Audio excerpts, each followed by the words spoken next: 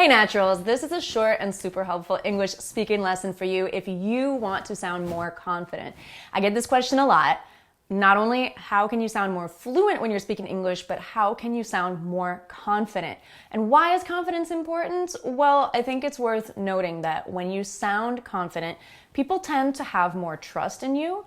They tend to give that some power, so they're more likely to follow your suggestions, and perhaps this will be helpful in your work if you're looking to advance in your career and you want people to really trust that you know what you're talking about.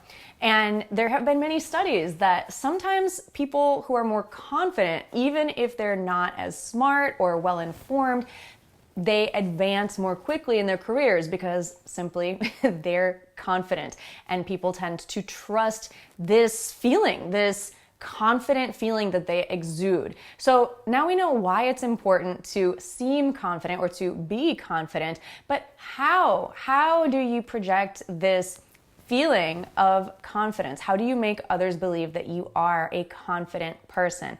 Well, of course, part of it is in your body language. Are you slouched? Do you sit up straight? Your posture is important. Part of it is in your volume and your tone. Do you tend to whisper your words and talk very, very softly and sometimes stutter?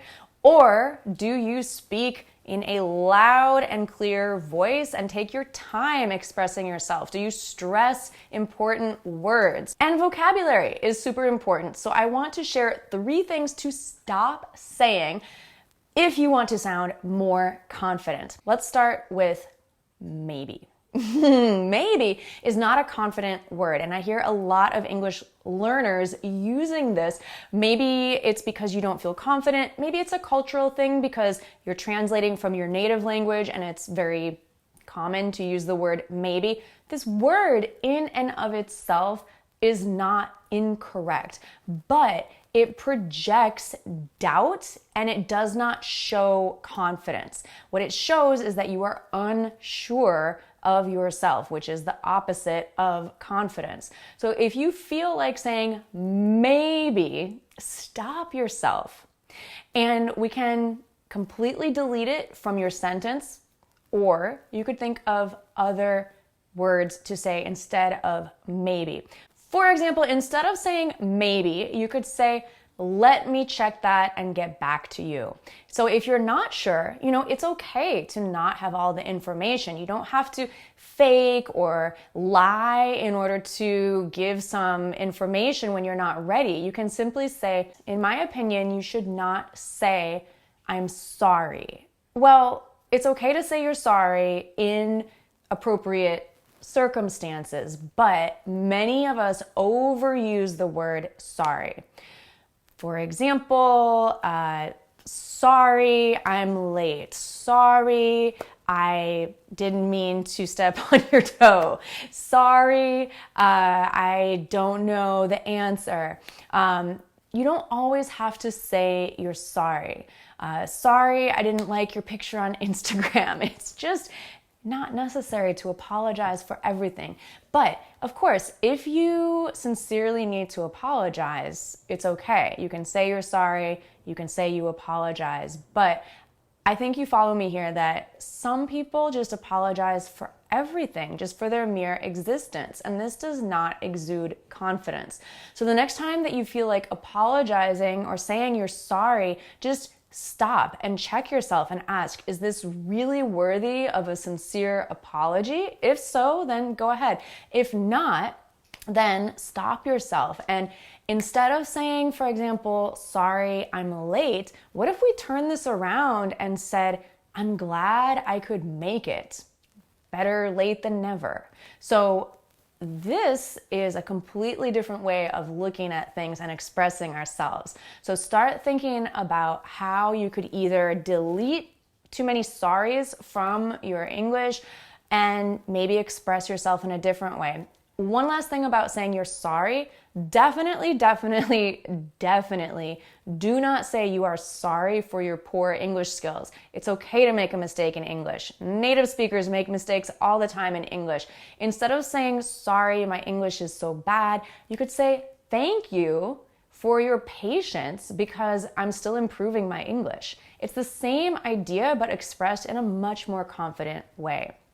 Now, finally, the third word or phrase that I'd like us to stop using in order to sound more confident is excuse me. So this is a very basic phrase, but it can sound unconfident if you use it too much. And this is really the key. We need to balance our vocabulary. And I find a lot of English learners using these three words or phrases way too much. Maybe, sorry, and excuse me. So when do we use excuse me? Maybe if you want to get someone's attention, or basically for apologizing. Like if you bump into someone, you might say, excuse me, like I'm sorry I bumped into you.